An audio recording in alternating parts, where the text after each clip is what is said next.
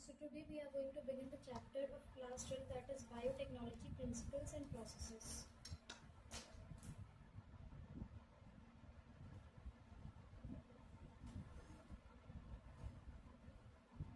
So the chapter name is biotechnology. What does the chapter say? Bio and technology. Biotechnology दो word से मिलकर बना है. पहला है bio and second one is technology. इसमें बायो का मतलब होता है लिविंग और टेक्नोलॉजी का मतलब होता है टेक्निक.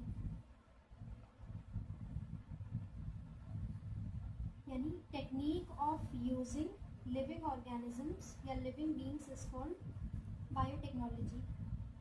सिंपली जब हम लोग लिविंग बीइंग्स का यूज करते हैं, the technique of using living is called biotechnology. अब लेकिन इसका यूज़ किया क्यों जाता है? हम लोग लिविंग ऑर्गेनिजम्स का, लिविंग बीइंग्स का यूज़ क्यों करते हैं? यूज़ इसलिए करते हैं ताकि हमें प्रोडक्ट्स और सर्विसेज मिल सके और उन प्रोडक्ट्स और सर्विसेज को सेल करके हम लोग लोगों की हेल्प भी कर सके और मनी भी अर्न कर सके. तो बायोटेक्नोलॉजी दो वर्ड से मिलकर बना है, बायो एंड टेक्नोलॉजी. यानी technique of using living organisms क्यों करते हैं? ताकि लोगों की हेल्प हो सके, प्रोडक्ट्स और सर्विसेज बना सके, प्रोडक्ट्स बना सके और सर्विसेज दे सके हम लोग. तो बायोटेक्नोलॉजी क्या कोई नया टर्म है या इसे हम लोग पहले से भी करते आ रहे हैं? ऑब्वियसली बायोटेक्नोलॉजी कोई नया टर्म नहीं है. बायोटेक्नोलॉजी का यूज़ हम लोग पहले भी करते थे. पहले भी हम लोग लिविंग का यूज़ करते थे, लिविंग ऑर्गेनिजम्स का यूज़ करते थे. जैसे ओल्ड टाइम्स में हम लोग क्या बनाते थे? जैसे पहले हम लोग दही बनाते थे, यानी कर्ड बनाते थे, वाइन बनाते थे, ब्रेड बनाते थे. तो कर्ड बनाने के लिए, वाइन बनाने के लिए और ब्रेड बनाने के लिए, इन सबको बनाने के लिए भी तो लिविंग बीइंग्स का यूज़ होता है. जैसे कर्ड को बनाने के लिए लैक्टोबैसिलस बैक्टीरिया यूज़ होता है, वाइन बनाने के लिए और ब्रेड बनाने के लिए ईस्ट का यूज़ होता है. तो ये लैक्टोबैसिलस बैक्टीरिया और ईस्ट फंगस, ये दोनों ही एक्चुअल में है तो लिविंग बीइंग ही. तो ओल्ड टाइम में भी हम लोग बायोटेक्नोलॉजी का यूज़ करते थे और आज भी बायोटेक्नोलॉजी का यूज़ करते हैं. तो आज की बायोटेक में और पहले की बायोटेक में क्या अंतर है? अंतर ये है कि पहले हम लोग जो बायोटेक्नोलॉजी करते थे उसमें होल ऑर्गेनिज्म, पूरे ऑर्गेनिज्म का यूज़ कर लेते थे. लेकिन हम लोग आज उस होल ऑर्गेनिज्म को ना यूज़ करके उसके किसी सेल का यूज़ कर लेते हैं, उसकी किसी पार्ट का यूज़ कर लेते हैं. ठीक है. और मॉडर्न बायोटेक्नोलॉजी एक और बात कहती है. मॉडर्न बायोटेक में हम लोग GMOs का यूज़ करते हैं. GMO मतलब होता है जेनेटिकली मॉडिफाइड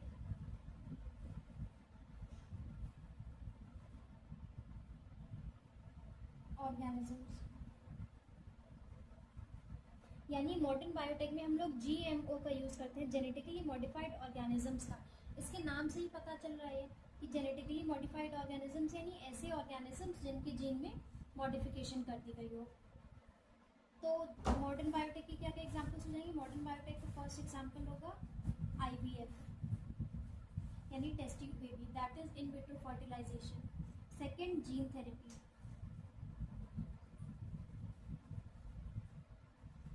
जीन थेरेपी का मतलब होता है कि कोई खराब जीन है उसको हम लोग सही जीन से रिप्लेस कर दें, उसे कहा जाता है जीन थेरेपी.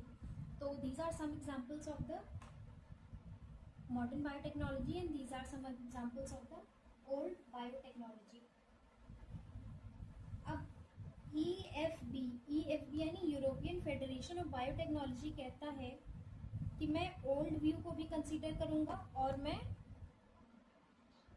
मॉडर्न व्यू को भी कंसीडर करूंगा. EFB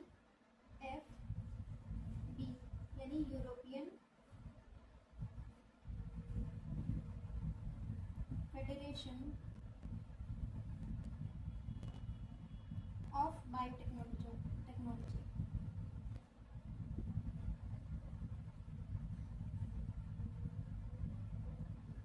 ये कहता है, यूरोपियन फेडरेशन ऑफ बायोटेक्नोलॉजी कहती है कि मैं ओल्ड और मॉडर्न व्यू दोनों को कंसीडर करता है. ठीक है. तो क्या कहता है? The integration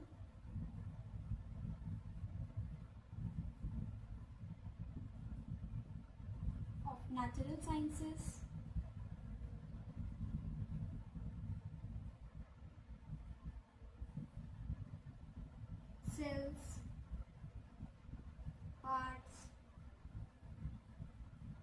molecular analogs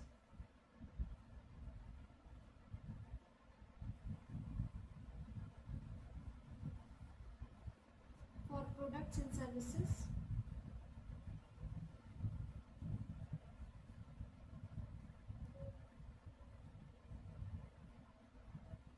on larger scale.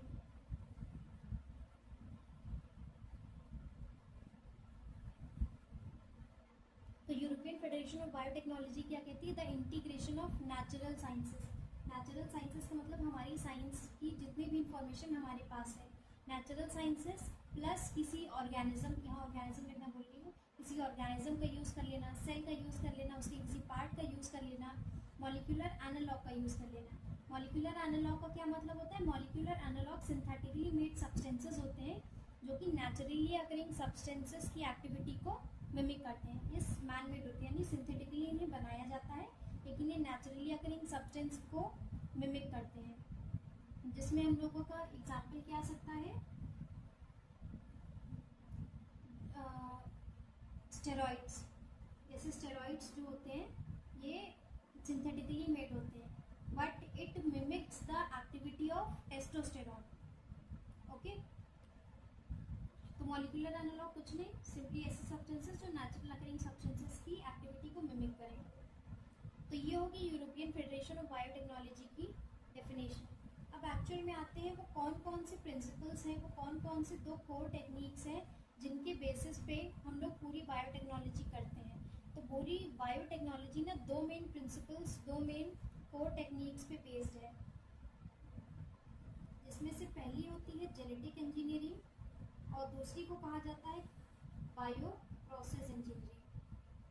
The first one is called genetic engineering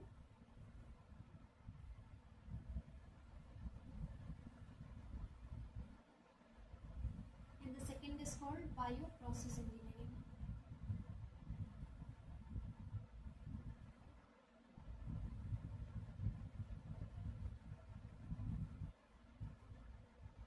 genetic engineering क्या है? मतलब जब हम लोग जीन में इंजीनियरिंग कर रहे हैं, यानी जीन के साथ जब हम लोग छेड़छाड़ कर रहे हैं, जीन में कुछ तोड़ रहे हैं, कुछ जोड़ रहे हैं, वही जेनेटिक इंजीनियरिंग है. तो जेनेटिक इंजीनियरिंग में बेसिकली 3 स्टेप्स होते हैं. सबसे पहला होता है कंस्ट्रक्शन ऑफ आरडीएनए. आर का मतलब होता है recombinant DNA, construction of rDNA. फिर सेकेंड होता है इसमें जीन ट्रांसफर. जब हम लोग ये रिकॉम्बिनेंट डीएनए का कंस्ट्रक्शन कर लेते हैं तो इसको हम लोग किसी होस्ट के अंदर ट्रांसफर करते हैं, यानी transfer of rDNA.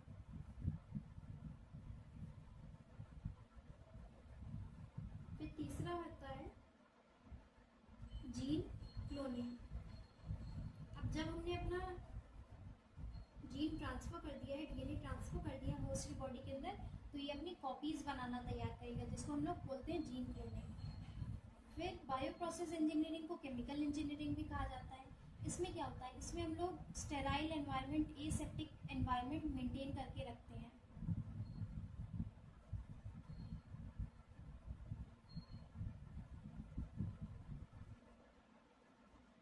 Sterile environment, aseptic environment maintain किया जाता है ताकि किसी भी कंटेमिनेशन, कोई भी कंटेमिनेशन ना हो. ऐसा ना हो कि हम लोगों के डिजायर्ड जीन के साथ अनडिजायर्ड चीज़ें भी, अनडिजायर्ड जीन भी आ जाए. इसलिए इस स्टेराइल एनवायरनमेंट या फिर कह सकते हैं एसेप्टिक एनवायरनमेंट मेंटेन करना बहुत ज़रूरी है जेनेटिक इंजीनियरिंग परफॉर्म करते टाइम.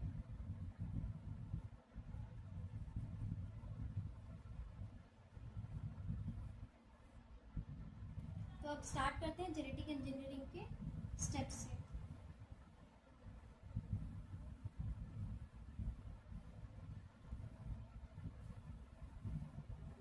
जेनेटिक इंजीनियरिंग में फर्स्ट स्टेप होता है कंस्ट्रक्शन ऑफ आरडीएनए, यानी रिकॉम्बिनेंट डीएनए. अब मुझे मान लो कोई भी रिकॉम्बिनेंट का मतलब क्या होता है? सबसे पहले रिकॉम्बिनेंट का मतलब होता है कुछ न्यू, किसी न्यू चीज़ का फॉर्मेशन हो रहा है.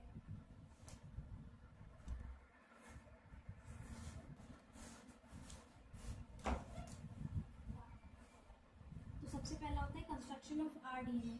आरडीएनए का मतलब होता है रिकॉम्बिनेंट. रिकॉम्बिनेंट यानी जब हम लोग कुछ नया बनाते हैं, कुछ न्यू, कुछ मॉडिफिकेशन, कुछ चेंजेस करें, कुछ नया बनाते हैं, तो वो होता है न्यू, मतलब उसको बोलते हैं रिकॉम्बिनेंट.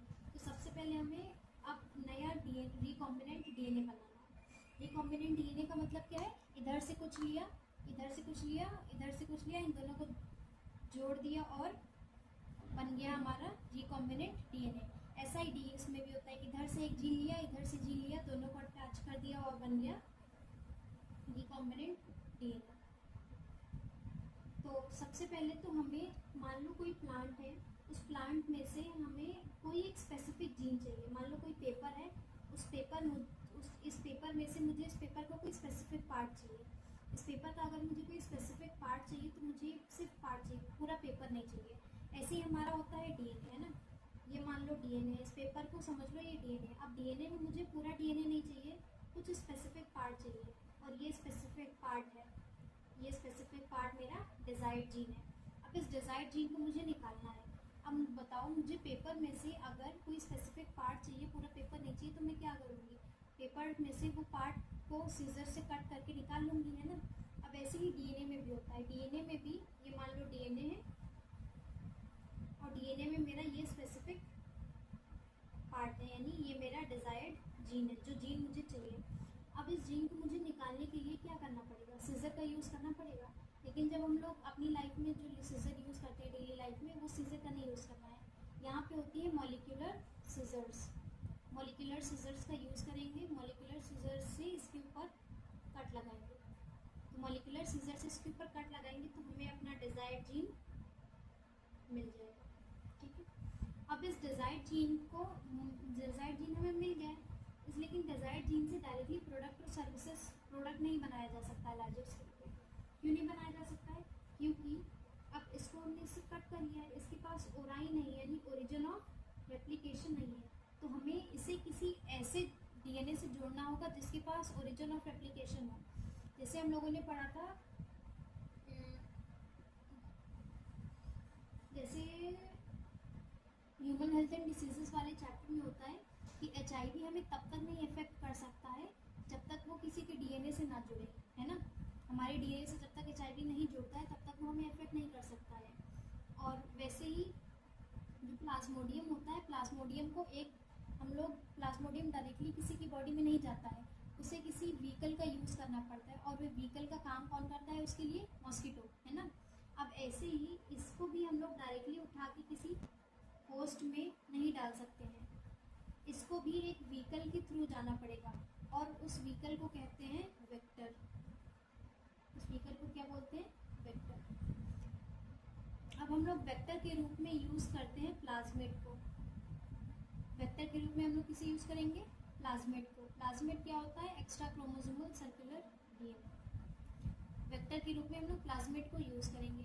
अब हमें इस प्लाज्मिड के साथ में हम अपना डिजायर्ड जीन जोड़ना होगा, लेकिन जब प्लाज्मिड में हम लोग कब तक जीन नहीं जोड़ पाएंगे, जब तक प्लाज्मिड में जीन के लिए स्पेस नहीं क्रिएट करेंगे। तो इसमें स्पेस क्रिएट करने के लिए भी इसमें भी कट लगाना पड़ेगा, और कट लगाने के लिए किसका यूज़ करेंगे, मॉलिक्यूलर सीजर्स का। तो ये हमारा प्लाज्मिड तैयार हो गया ऐसा, और ये हमारा है डिजायर्ड जीन। अब इन दोनों को जोड़ के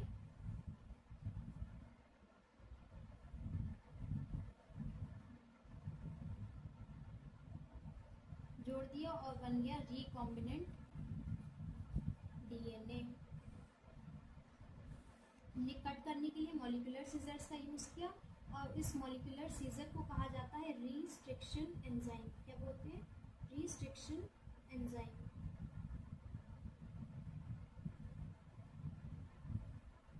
लेकिन अगर हम लोगों ने रिस्ट्रिक्शन एंजाइम की हेल्प से, मॉलिक्यूलर सीजर यानी रिस्ट्रिक्शन एंजाइम की हेल्प से इसे और इसे कट तो कर लिया, लेकिन क्या हम लोगों ने जोड़ने के लिए भी कोई किसी चीज़ का यूज़ किया होगा। जैसे पेपर हम लोगों ने काटा, उसे दूसरे पेपर से स्टिक करना है तो हम लोग ग्लू का यूज़ करेंगे। वैसे ही यहाँ पे भी मॉलिक्यूलर ग्लू होता है, और इस मॉलिक्यूलर ग्लू को बोला जाता है लाइगेज। तो लाइगेज यानी मॉलिक्यूलर ग्लू की हेल्प से लाइगेशन किया जाता है, जिसके बाद हमारा रिकॉम्बिनेंट डीएनए बन जाता है। तो यहाँ पे हमारा स्टेप नंबर 1 तो कंप्लीट हो गया है, हम लोगों ने रिकॉम्बिनेंट डीएनए बना लिया है। जेनेटिक इंजीनियरिंग में दूसरा स्टेप क्या था, रिकॉन्स्ट्रक्शन ऑफ आरडीएनए, और सेकेंड स्टेप था जीन ट्रांसफर। अब हमें इस जीन को ट्रांसफर करना होगा। किसके अंदर ट्रांसफर करना होगा, इसको ट्रांसफर करना होगा होस्ट के अंदर। तो ई कोलाई को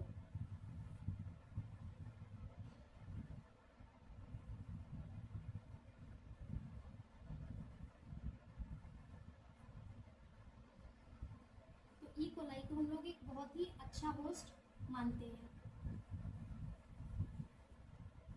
ठीक है, ये ई कोलाई का डीएनए हम लोग ई कोलाई को बहुत अच्छा होस्ट मानते हैं। ये रहा हमारा रिकॉम्बिनेंट डीएनए।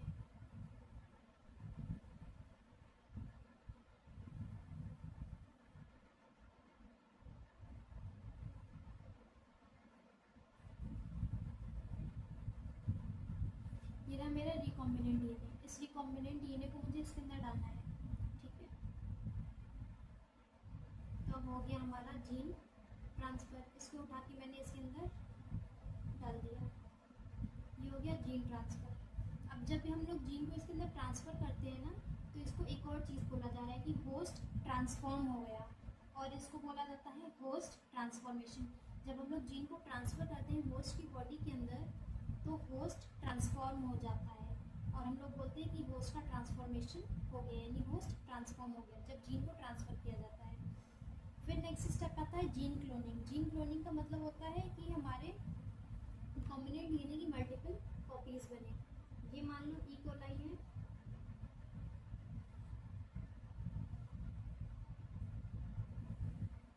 ई कोलाई के अंदर हमारा आरडीएनए है। तो अब जैसे जैसे ई कोलाई डिवाइड करेगा, पहले तो ये इसके अंदर अपनी कॉपीज़ बनाएगा, है ना, और साथ ही साथ जब ई कोलाई डिवाइड करेगा तो उसमें भी अपनी कॉपीज़ बनाएगा ये, है ना। तो यानी इसके अंदर भी कॉपीज़ बना रहा है, और जैसे जैसे ई कोलाई डिवाइड करता जा रहा है तो उसके अंदर भी इसकी कॉपीज़ बनती चली जा रही है, आगे ये होता जाएगा। ये है ई कोलाई। तो यहाँ पे हमारे जेनेटिक इंजीनियरिंग के सारे स्टेप्स खत्म होते हैं। फिर दूसरा आता है बायोटेक का दूसरा principal which is chemical engineering. Chemical engineering का मतलब होता है स्टेराइल एनवायरनमेंट को मेंटेन करके रखना। केमिकल या बायो प्रोसेस इंजीनियरिंग, केमिकल या बायो प्रोसेस इंजीनियरिंग का क्या मतलब होता है? स्टेराइल एनवायरनमेंट मेंटेन करके रखना। क्यों? ताकि कोई भी कंटामिनेशन ना हो। ऐसा ना हो कि हम लोगों को चाहिए ये वाला जीन और इसके साथ साथ कोई और जीन भी, कोई और सब्सटेंस भी साथ में चला रहा है, जिसकी हमें नीड नहीं है। तो ये कंटामिनेशन ना हो, हमारी डिज़ायर्ड जीन के साथ अनडिज़ायर्ड जीन भी ना आ जाए, इसलिए हम लोगों को स्टेराइल एनवायरनमेंट मेंटेन करके रखना होता है। स्टेराइल, या जिसे एसेप्टिक एनवायरनमेंट भी बोला जाता है, aseptic. So that's it for today.